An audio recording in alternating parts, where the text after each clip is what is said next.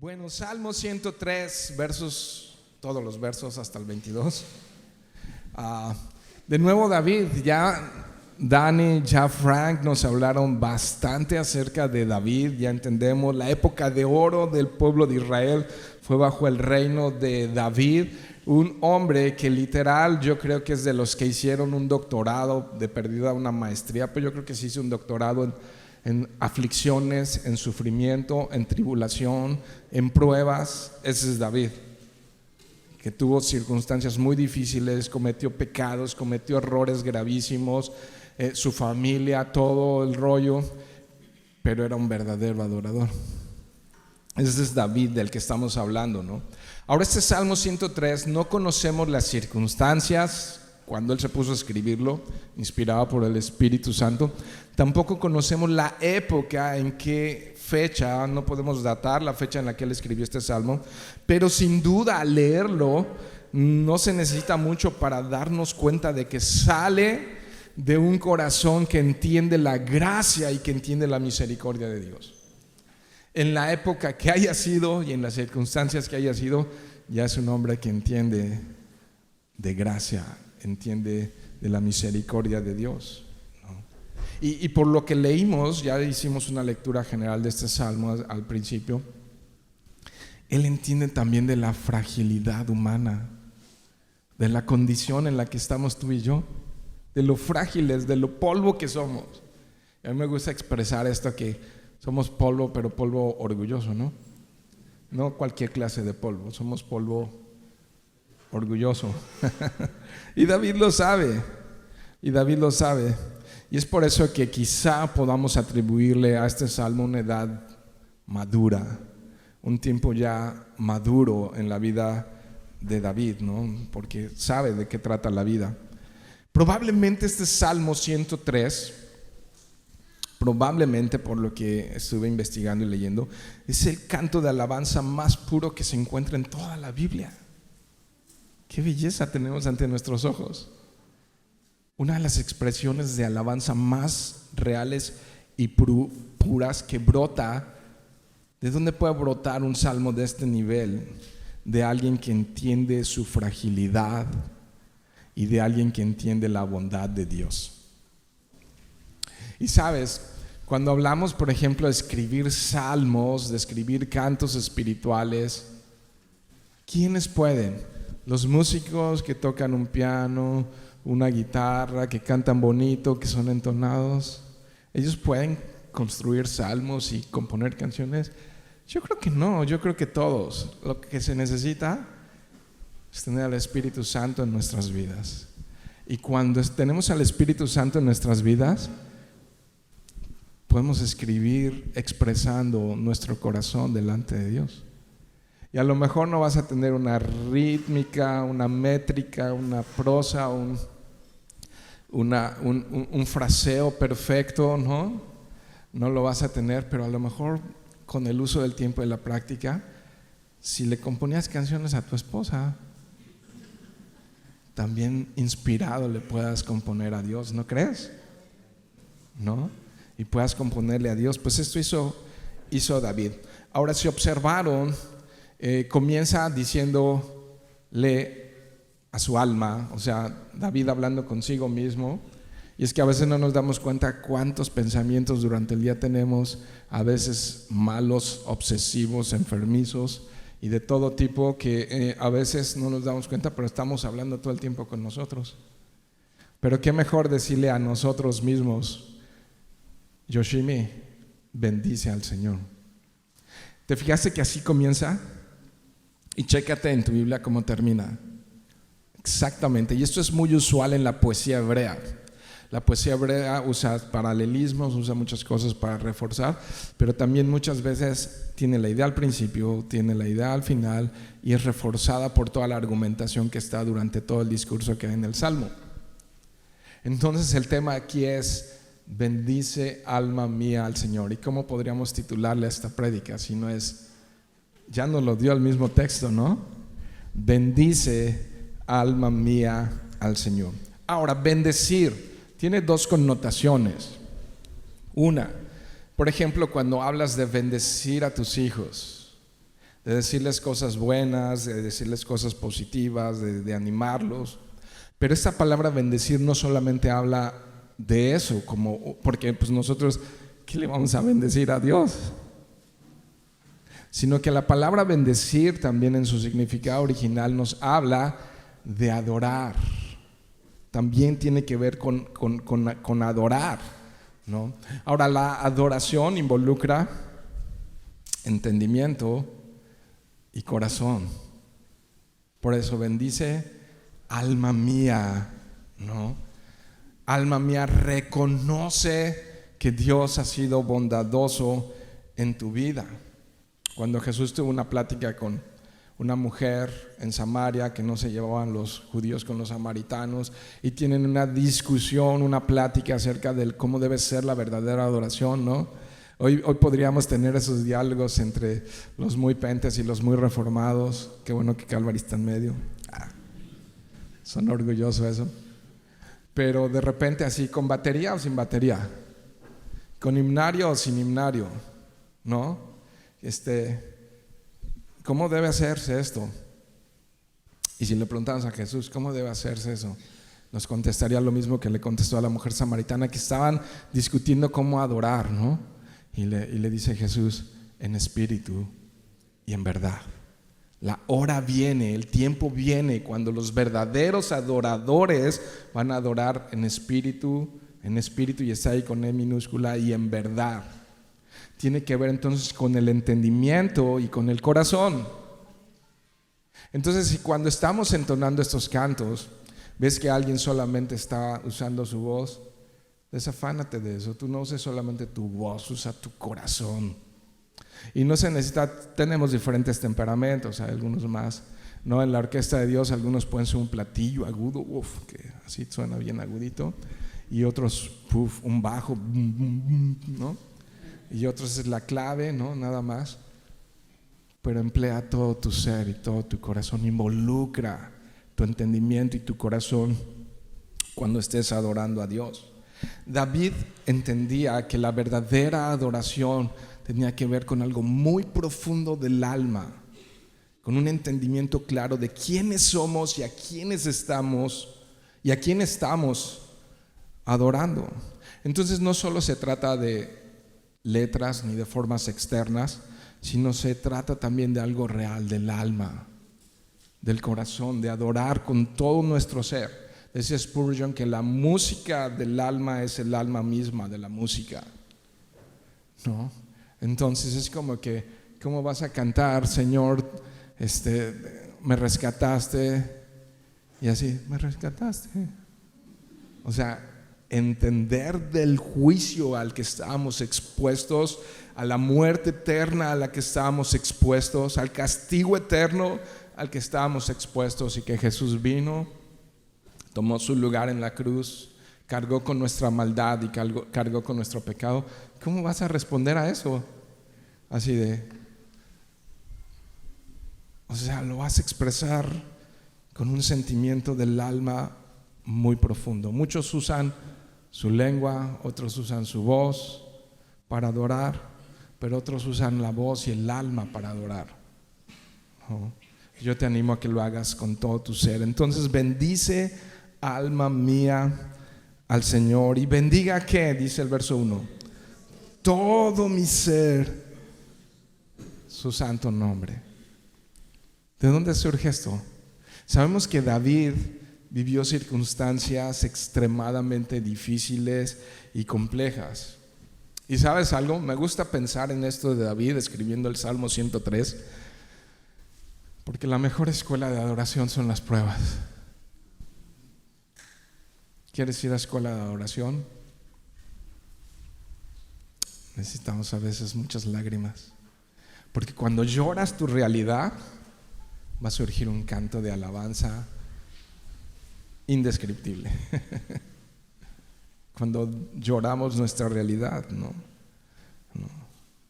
También sabemos que David cometió pecados muy graves, y entonces sabía reconocer en su vida la misericordia de Dios. ¿Quién soy yo, Señor? ¿No? Creo que era el salmo que leímos la semana pasada, no recuerdo, pero es ¿quién soy yo? Y vamos a ver un poco en el transcurso de este estudio como algo que puede estorbar, al menos déjenme anticipar a esto, algo que puede estorbar una verdadera adoración es el pecado en nuestras vidas, sin duda. Y parte del pecado que lo separé, pero pues es pecado también, es el orgullo. O sea, el orgullo viene de no reconocer quiénes somos y quién es Él, ¿no? Pero cuando te paras por un momento, imaginariamente, platicaba hace unos días con Charlie, y te paras a un lado de la cruz y volteas y ves su costado sangrando y ves su corona de espinas y sabes que está cargando todo el peso de la ira y de la justicia de Dios. Y Dios mío, ¿por qué me has abandonado? Pero en ese momento voltea y ve a Juan y te ve a ti y me ve a mí y ve a Pedro allá por otro lado escondido. Se me pone la piel de gallina de pensar en eso. Y te paras junto a la cruz, te haces chiquito y caes de rodillas y no te sostienes, no te puedes sostener de pie, no te puedes mantener de pie al pie de la cruz, no, porque sabes tus pecados y sabes que Él murió por ellos. ¿Y qué puedes decir si no, gracias Señor? ¿Por qué lo haces? Ante mi fragilidad humana es un mal negocio que mueras por mí. ¿Quién soy yo? Fallo y soy débil y soy un mal negocio para ti, Señor.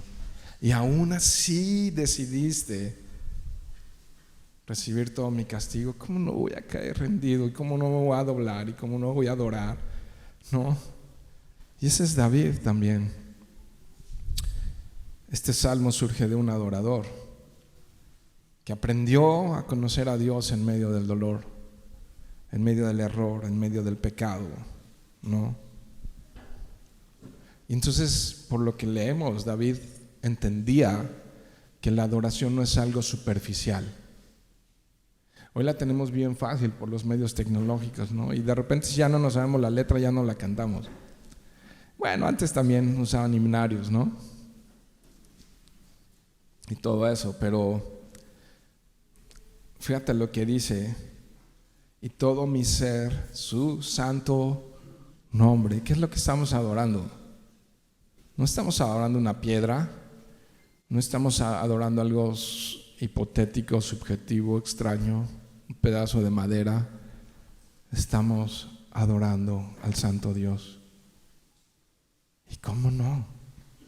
Siendo el santo, santo, santo, yo me puedo acercar a Él y adorar su santo nombre. Y sí me cuesta trabajo, no necesitas ser muy pente como yo, pero sí me cuesta trabajo ver corazones fríos y apáticos. No hablo de personas que quizás están empezando a conocer a Dios y caminar a Dios, sino con personas que parece que tienen años conociendo a Dios y que a veces lo que somos quejumbrosos, somos duros, porque muchas veces no hemos visto a Jesús en la cruz. Se nos olvida pues, ¿no? O no hemos conocido a Dios, o no hemos probado o reconocido su bondad. Cuando has probado su bondad, ¿qué vas a hacer? Cuando has probado su bondad, no puede haber otra respuesta más que adorarle.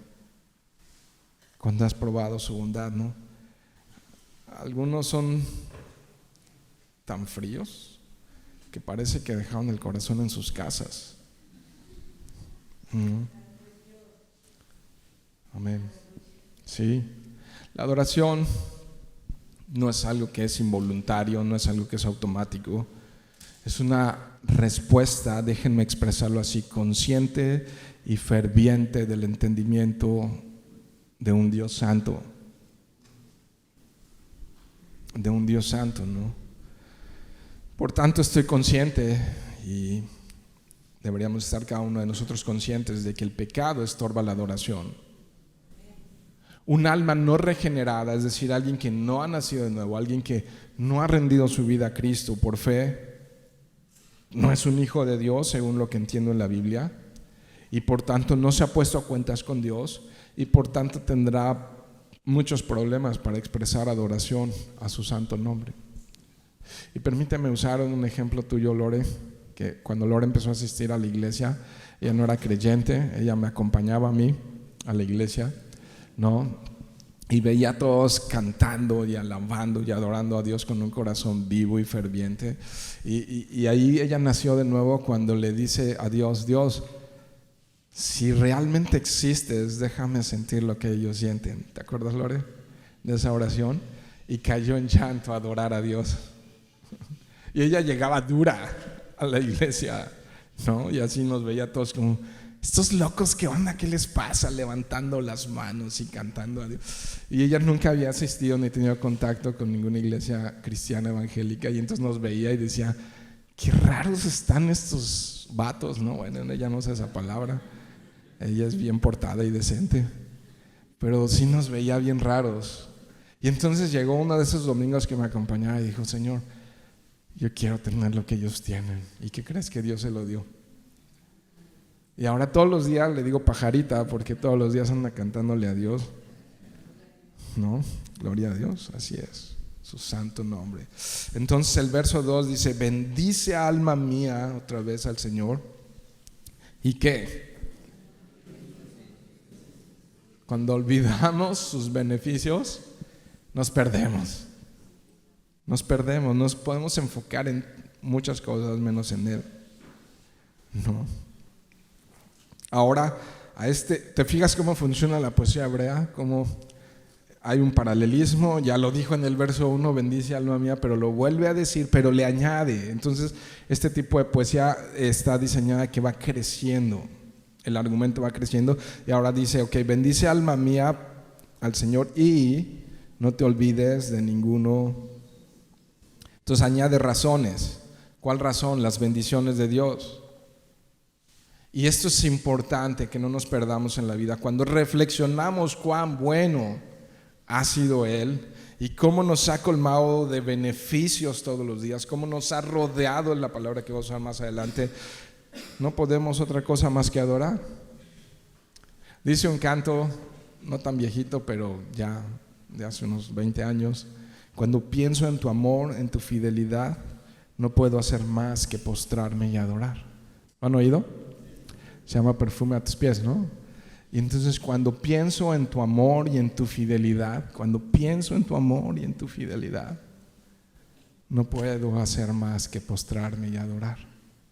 Y sí, a veces necesitamos pararnos en esta vida tan ajetreada y tan acelerada, llena de responsabilidades, de compromisos, de actividades, de mucho teléfono y de redes sociales, apagarlo, hacerlo a un lado y sentarnos. Y a veces, si no podemos concentrarnos rápidamente debido a que hemos perdido capacidad de concentración debido al TikTok, y a veces no podemos agradecer porque hemos perdido creatividad debido a Instagram y a Facebook.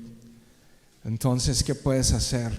Agárrate una libreta y empieza a ejercitar tu mente y escribe las bendiciones de Dios, y gracias Dios por esto, y gracias Dios por el otro. Y entonces vas a empezar a ejercer esto, las bendiciones de Dios a tu vida, ¿no?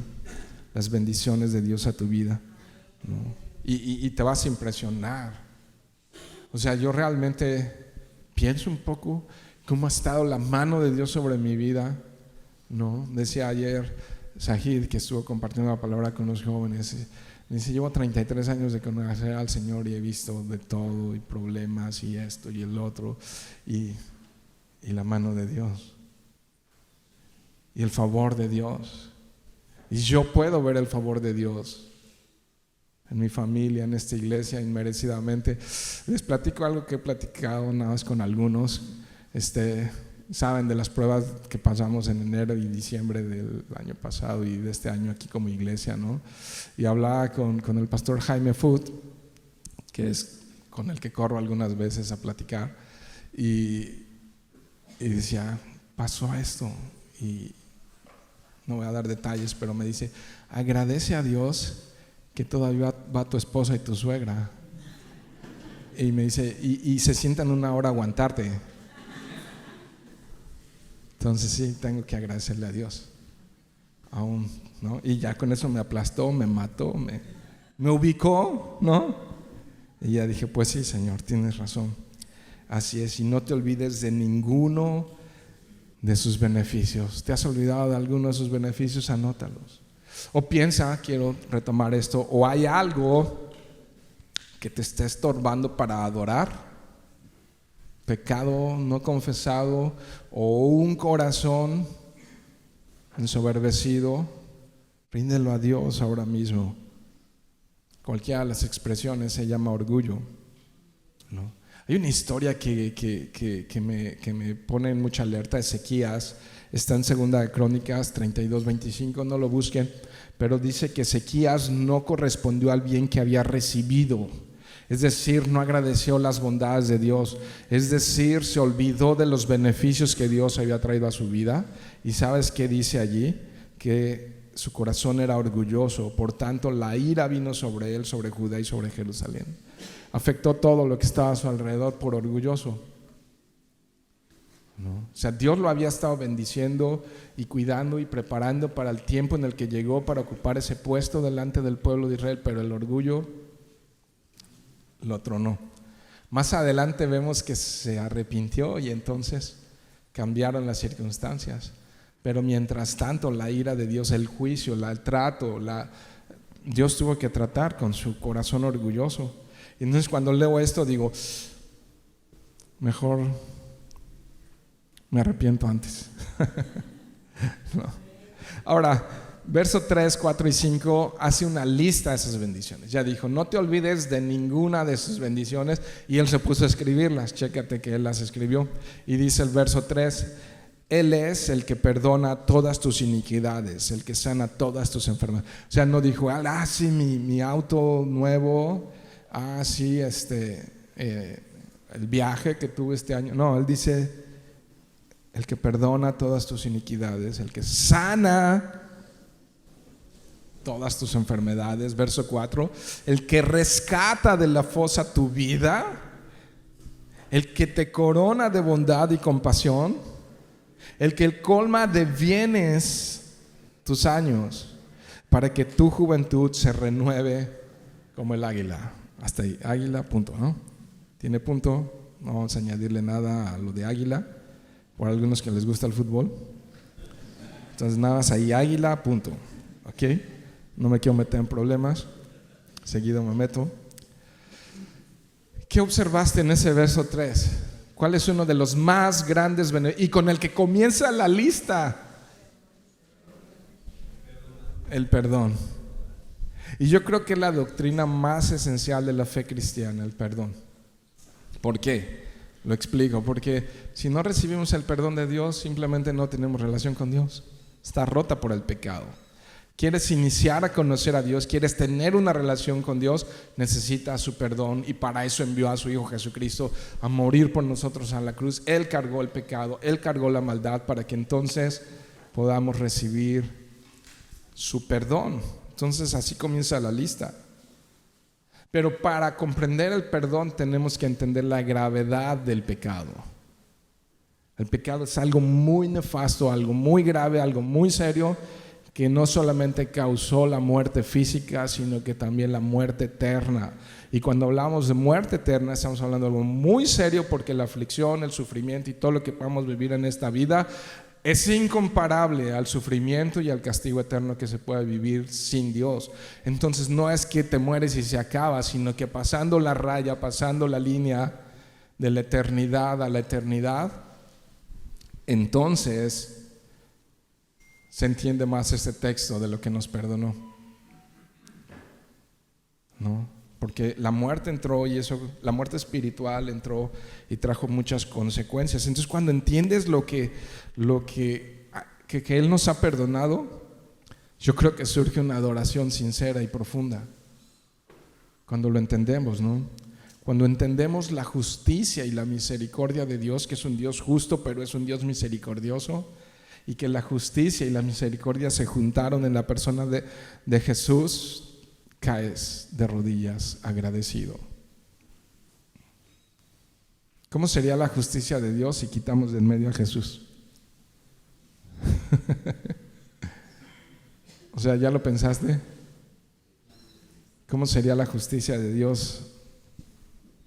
Y entonces David está en asombro, adorando con un corazón agradecido, ¿no?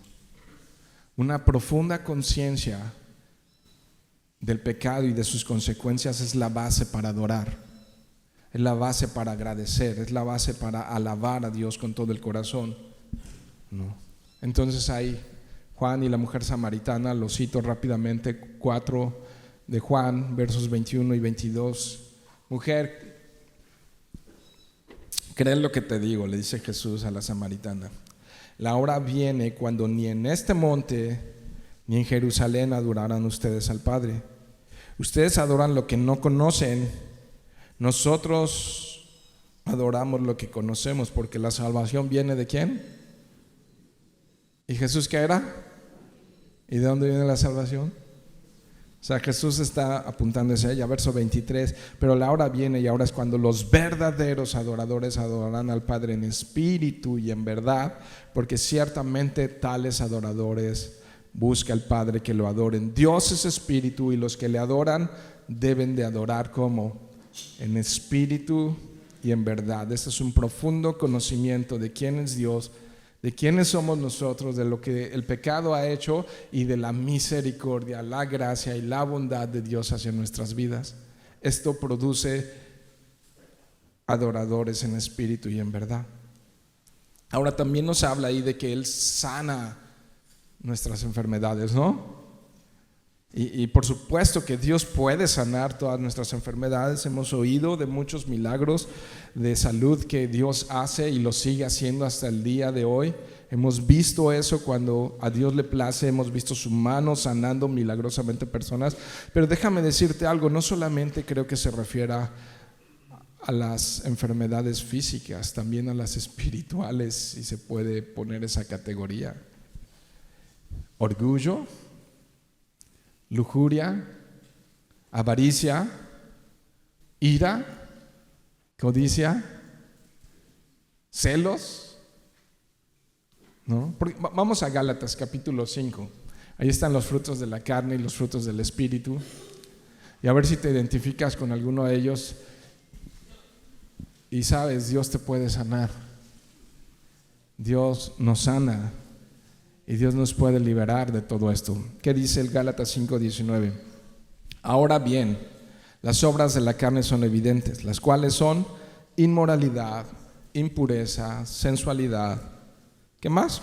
Idolatría, hechicería, enemistades, pleitos, celos, enojos, rivalidades, disensiones, herejías, envidias, borracheras, orgías y cosas semejantes a estas, contra las cuales les advierto, dice la Biblia, no yo, como ya se los he dicho antes, que los que practican tales cosas no heredarán el reino de Dios. ¿Está claro, no? Dios nos puede sanar, no solamente de las dolencias físicas, porque hay dolencias físicas que tenemos que aceptar, van progresando y solamente anuncian de que estamos más cerca del día del Señor, ¿no? O sea, cuando ya las articulaciones, ¿no? Y ya un esguince porque me agaché a recoger la ropa, ¿no? Y pues este cuerpo exterior naturalmente se tiene que ir deteriorando. Tampoco nos creamos que nunca nos vamos a enfermar, ¿no? Pero aún así, de acuerdo a sus propósitos y a sus planes eternos, Él puede sanar cualquier dolencia, inclusive física. Pero Él nos puede sanar de amargura, de temor, de inseguridad, de todos esos pensamientos que podemos llegar a tener destructivos y obsesivos.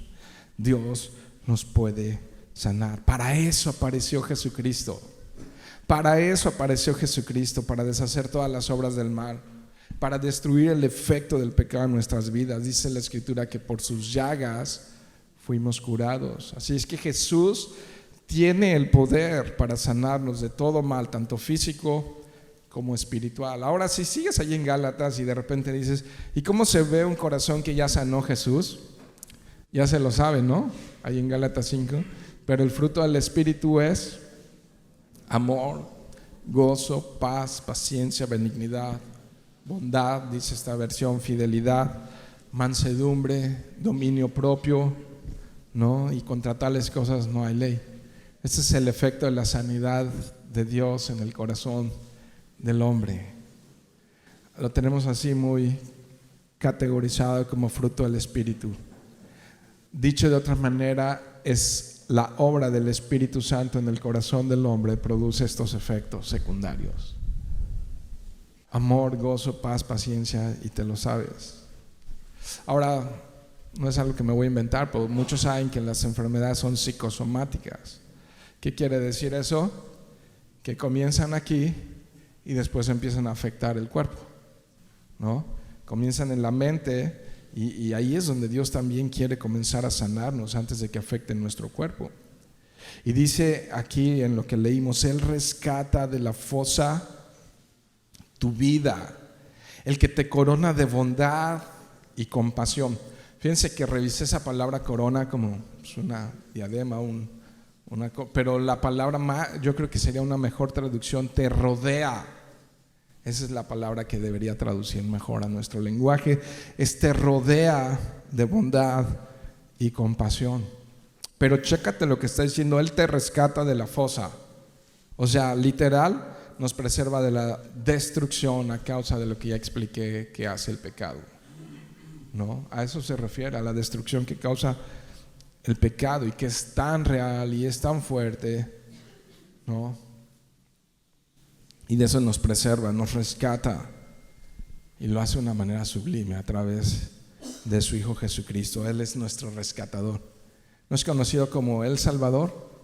Lleva este título en la Escritura y en las profecías, ¿no? Diferentes profecías, y Jesús es conocido como el Salvador porque Él es nuestro rescatista por experiencia, ¿no? Y esta es la más grande expresión que podamos ver de bondad y de compasión. De esto nos rodea bondad y compasión. Y si no fuera así Él con nosotros, o sea, cuando nos ve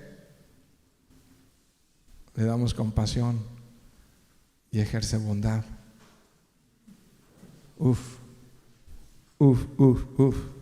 Rodeados de su amor, la sangre de Cristo rescatándonos del hoyo, ¿no? De la tumba eterna, si lo quieres ver así. Y entonces Él colma de bienes tus años. ¿Cuántos pueden decir amén?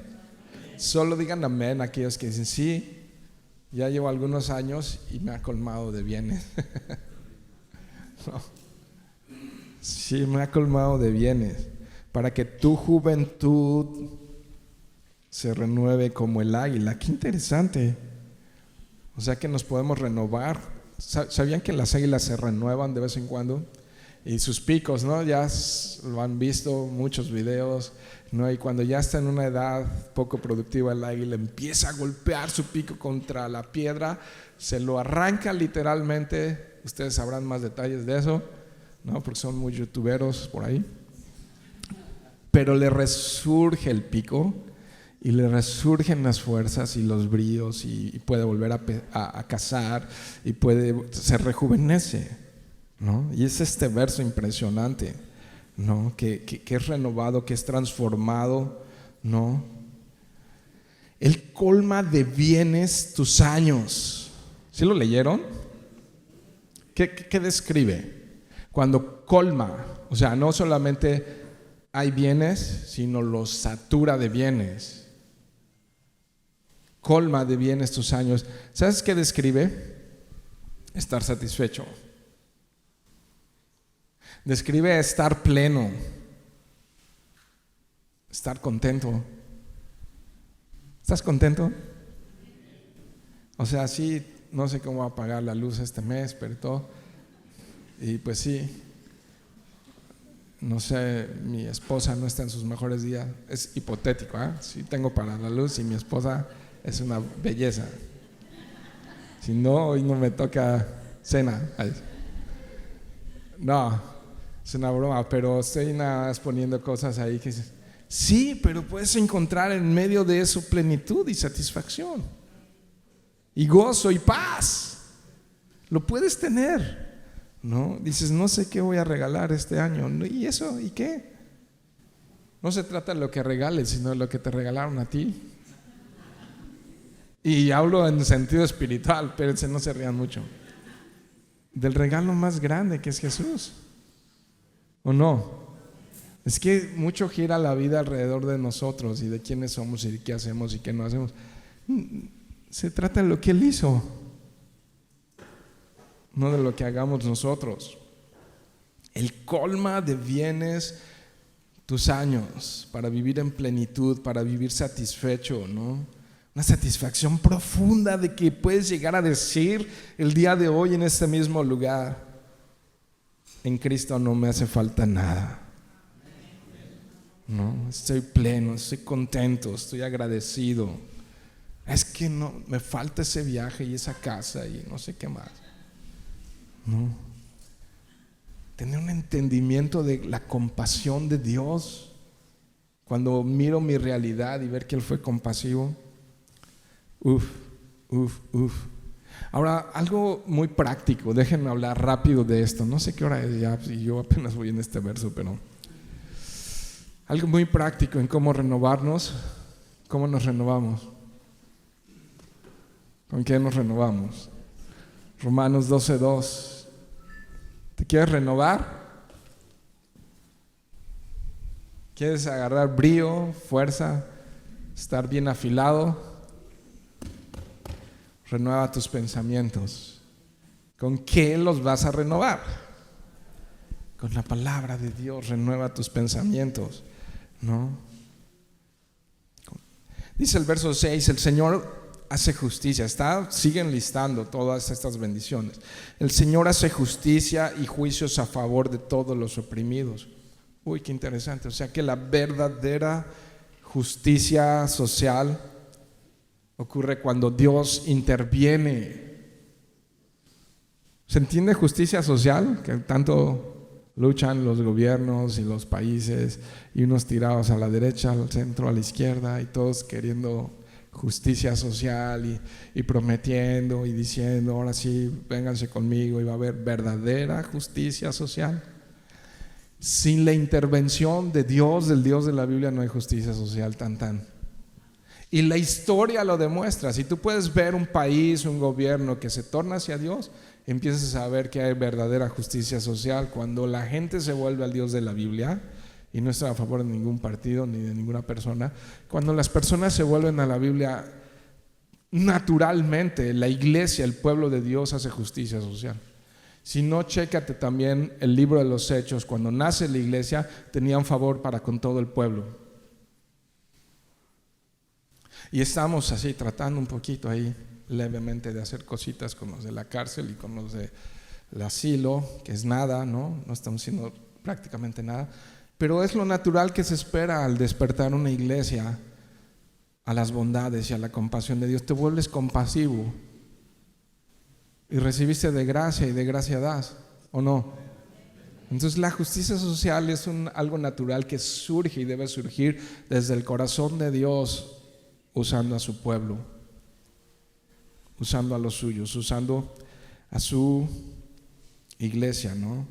No se trata de políticos, se trata de Cristo. Verso 7: a Moisés dio a conocer sus caminos y a los israelitas sus obras.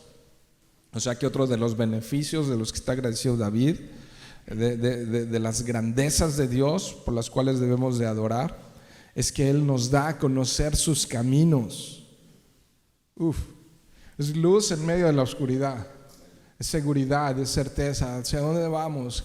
¿Qué estamos haciendo? ¿No? El mundo se pregunta y se responde: no, pues nada, nacimos para crecer, reproducirnos y morir, ¿no? Y entonces desesperanza y ateísmo a lo máximo, porque ahí para la historia. Y qué vida tan desesperanzada, ¿no? Pero cuando sabes que hay un creador y es real y se comunica y no está ausente y no es distante, es un Dios real que se revela y se da a conocer. Y no solamente se dio a conocer a través de la Escritura, sino también se encarnó y se hizo hombre y vino y habitó entre nosotros y lo vimos y lo vimos andar entre nosotros e hizo promesas muy serias y ascendió al cielo y demostró su poder resucitando y dejando la tumba vacía como nadie lo ha hecho, ¿no? Y hay suficiente evidencia de todo eso. Los que dudan viven sin esperanza. Los que creemos vivimos con la esperanza de que Él regresará, de que Él regresará. Y entonces sí, eso es luz en medio de la oscuridad, un Dios conocido, un Dios revelado, de tal manera, como dice Romanos 1, que no hay excusa. Dios se ha dado a conocer, no hay excusa. Verso 8 dice que, el 7, ¿no? El 8 dice: compasivo y clemente es el Señor, lento para la ira y grande en misericordia. Y sigue describiendo esta idea. 9, va creciendo la idea y dice: no luchará con nosotros para siempre, ni para siempre guardará su enojo. No nos ha tratado según nuestros pecados, ni nos ha pagado conforme a nuestras iniquidades. ¿Qué tal? A ver, examen. Que hoy dijera, a ver, borrón y cuenta nueva de todo, solamente lo que hiciste el mes pasado, con eso te voy a juzgar. Nada más en cómo anduviste sobre esta tierra el mes pasado. Que te juzgara con eso, en tu obediencia a la autoridad, en tu trato amable a los demás, en tu servicio, en tu amor, en tu pureza, en tu integridad, en lo santo, que nada más por lo de un mes te juzgue. No sé cuántos meses llevas vivo, yo cuántos llevaré, quién sabe. Así un redondeo como, yo creo que 1000 meses. ¿Cuánto es? A ver, los matemáticos, 53 por 52. Eso, ya está. Un montón, más de 1000, ¿no? Meses. O sea, más de 1000 redondeaditos, hacia abajo, claro. Y entonces, que nada más por el mes pasado me juzgue.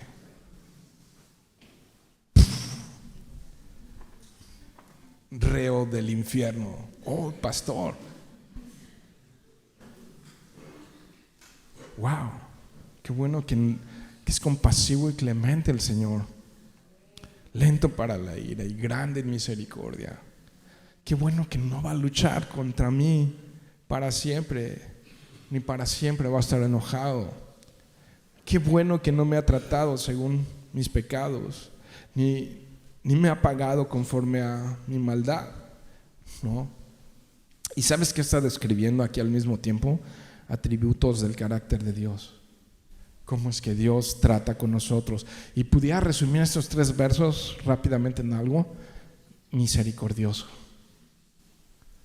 misericordioso, misericordioso, misericordioso. Mi Dios es un Dios misericordioso, lento para la ira, ¿no? Este es un punto central y sumamente importante en el argumento de David, ¿no? El recordar cómo Dios lo ha tratado a David con misericordia. Pero ¿sabes qué también nos recuerda? Dice la Escritura: sean misericordiosos como yo he sido misericordiosos con ustedes.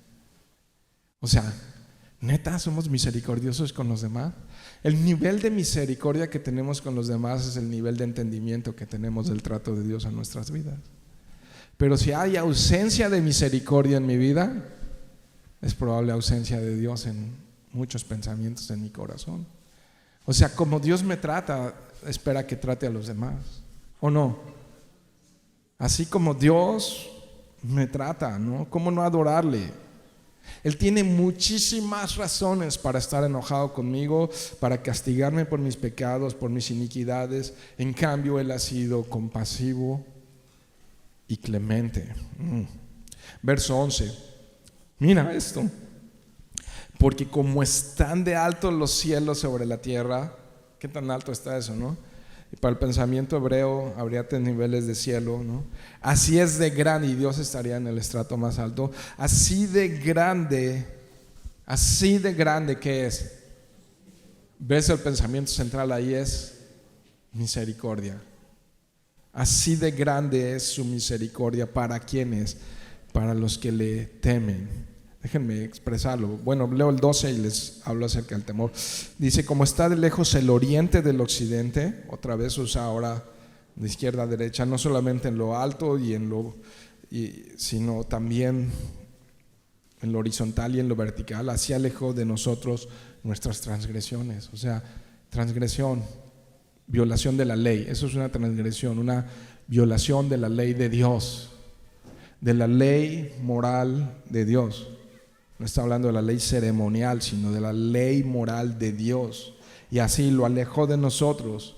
Pero dice que esto es, y es importante porque este argumento se repite 2 veces, para los que le temen. Así que temer aquí es la palabra clave, porque dices, ok, en pecado, en falla, en debilidad, pero la palabra temer tiene un significado profundo de reverenciar, de respetar, de inclinar y otra vez de adorar. ¿No? Para los que le adoran como consecuencia de ese agradecimiento, porque Él ha sido, en el contexto del texto, lento para la ira y grande en misericordia. Amén. ¿Cómo no reverenciar y cómo no temer? ¿Cómo no adorar su nombre? ¿No crees? Esos efectos del pecado Cristo los llevó a la cruz. Así es de grande su misericordia. ¿Cómo no bendecirle con todo nuestro ser? No solo con nuestra voz. No solo con nuestra voz, iglesia. No dejes tu corazón en tu casa. ¿No? Respetuosamente, amablemente. Si vas a dejar el corazón en tu casa, les hablo no a los nuevos, sino a los ya que han caminado con el Señor. Si vas a dejar el corazón en tu casa, pues de una vez quédate allá. ¿No? Pues sí. ¿O no? Ok. Verso 13. Como un padre se compadece de sus hijos. Qué buena está esta figura, ¿no? Así se compadece el Señor otra vez de los que le, podemos parafrasearlo, adoran. Así se compadece el Señor de los que le temen, ¿no? Los que son papás entienden esta ilustración más que los que no son papás, ¿no? ¿Has sentido compasión por tu hijo? ¿No? Le has dicho a tu hijo de 6 años: oye, hazle un cambio de aceite al coche. No sé qué estoy diciendo, eso es lo primero que se me ocurrió. Pero hasta te da ternura, ¿no?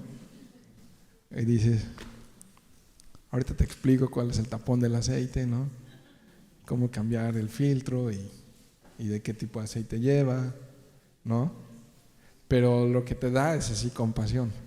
Dices: no puede con la tarea.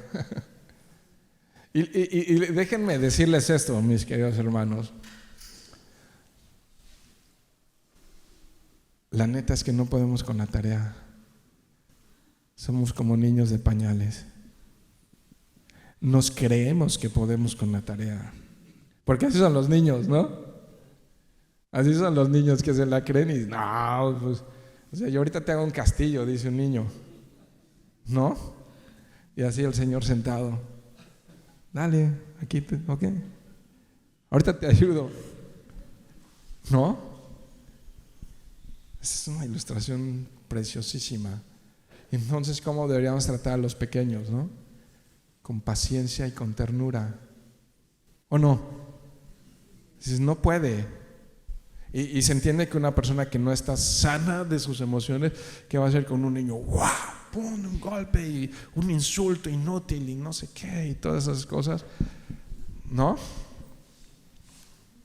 Pero uno que está más consciente, porque somos medios inconscientes todos, ¿qué haces? O sea, obvio, hay cosas, pero dices: no puede. Compasión y ternura. Me encanta que Dios me trate así. Yo lo necesito un montón. Yo necesito que Dios todos los días me trate con compasión y ternura porque soy muy torpe. Les leo rápido. Spurgeon consideró muchas formas en las que Dios puede compadecer a sus hijos. Dice: Él se compadece de nuestra ignorancia infantil.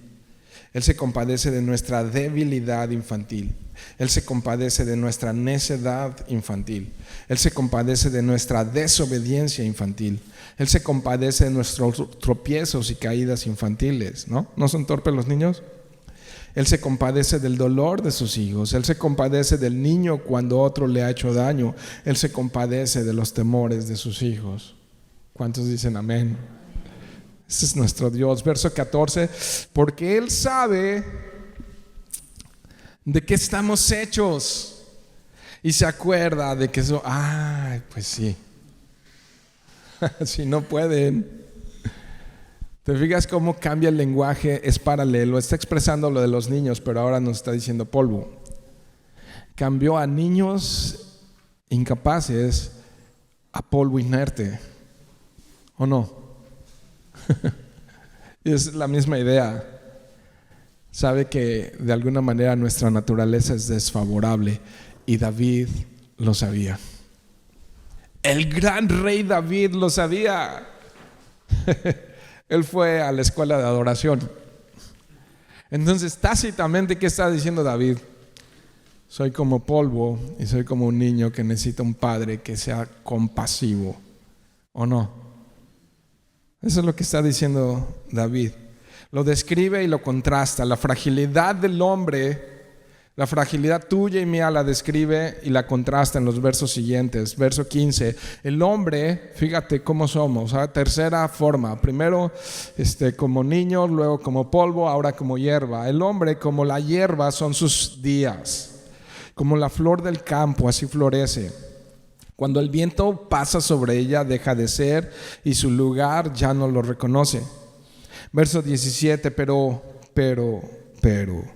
la misericordia del Señor. O sea, ¿de qué habla una hierba, una flor? Fragilidad. Polvo, niño, fragilidad, ¿no? Pero luego dice, pero, ¿cuál es el argumento principal en este capítulo? La misericordia de Jehová, del Señor, es desde la eternidad hasta la eternidad. Esto lo identifica al Dios bíblico en el cual creemos. Tiene una característica súper importante: es misericordioso.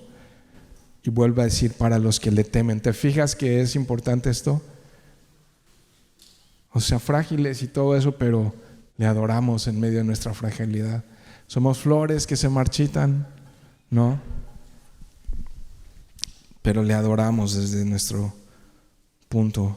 Y su justicia para los hijos de los hijos. Dice el 18: para los que guardan su pacto. Y mira cómo amplía y dice, si se recuerdan de sus preceptos, de sus mandamientos, para cumplirlos, ¿no? Y ya lo sabemos, las flores están expuestas al sol, al clima, a los cambios climáticos, ¿no? Y de la misma manera nosotros nos afecta el mundo y el clima y el lugar, no físico, sino estoy hablando espiritualmente. El lugar en donde nos encontramos también nos marchita muchas veces, ¿no?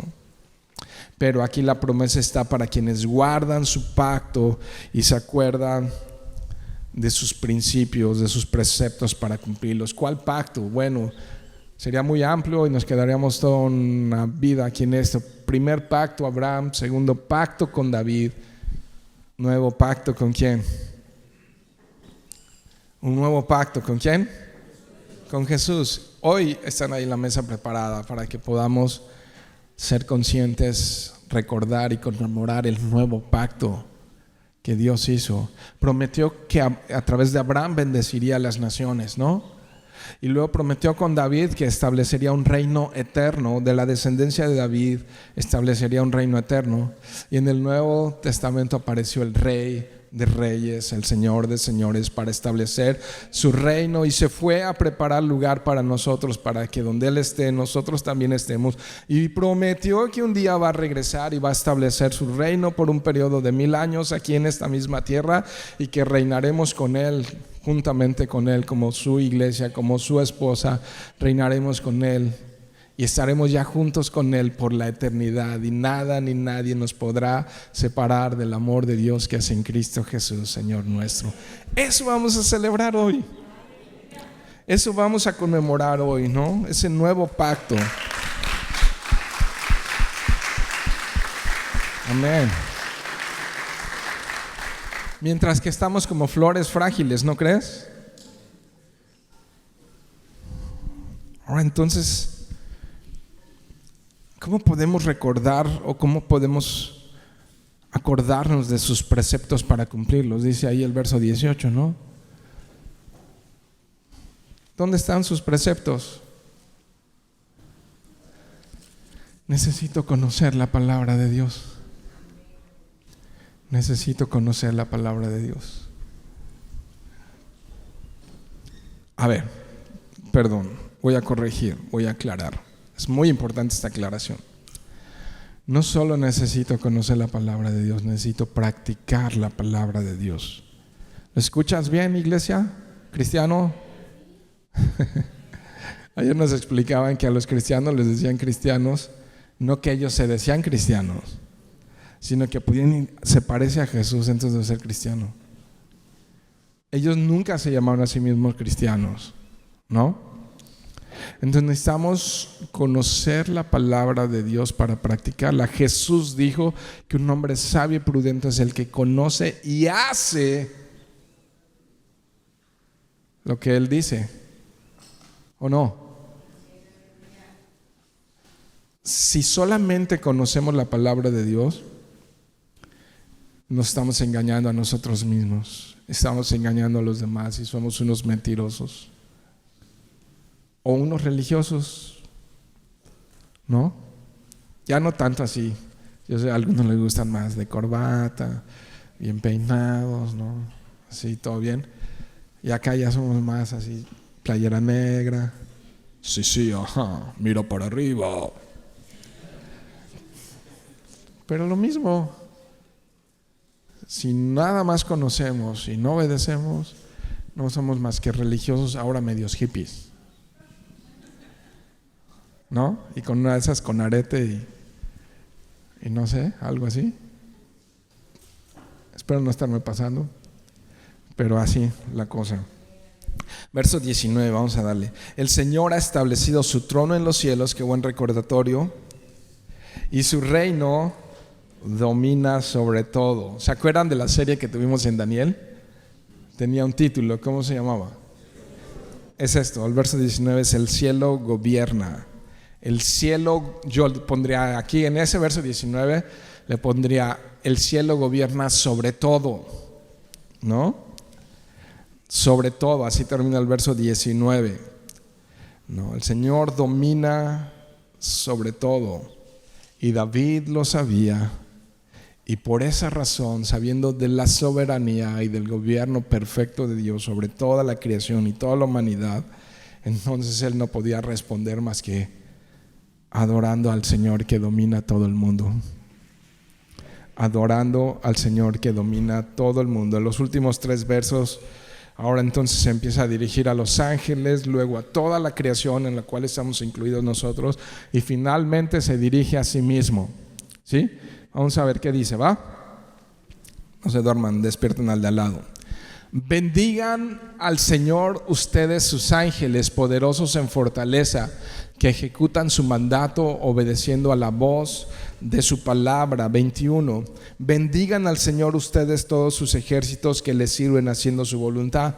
Entonces está invitando, está animando a unirse a este coro angelical, a esta expresión de adoración genuina, a los ángeles del cielo. Dice: canten al Rey del universo. Y luego en el verso 22 dice: bendiga el Señor ustedes todas sus obras. ¿Quién es obra del Señor? Estás invitado, ¿no? En todos los lugares de su dominio, incluye la selva de con Calchablecal, en Yucatán, México, en este punto donde la humedad está bien intensa, luego les cuento. Bendigan ustedes todas sus obras en todos sus lugares de su dominio. Bendice, se dice otra vez y cierra ahí brillantemente. Bendice, alma mía, al Señor. Entonces, te animo a que durante los días hables contigo mismo. Vas a parecer loquillo. Pues la verdad es que hablamos todos los días con nosotros mismos, aunque no nos damos cuenta. Y entonces yo el diálogo que quiero tener es: alma mía, bendice al Señor y no te olvides de ninguno de sus beneficios. No te olvides, no. Así como comenzó este salmo, así termina, instruyéndose a sí mismo de lo que debe de hacer: bendecir al Señor.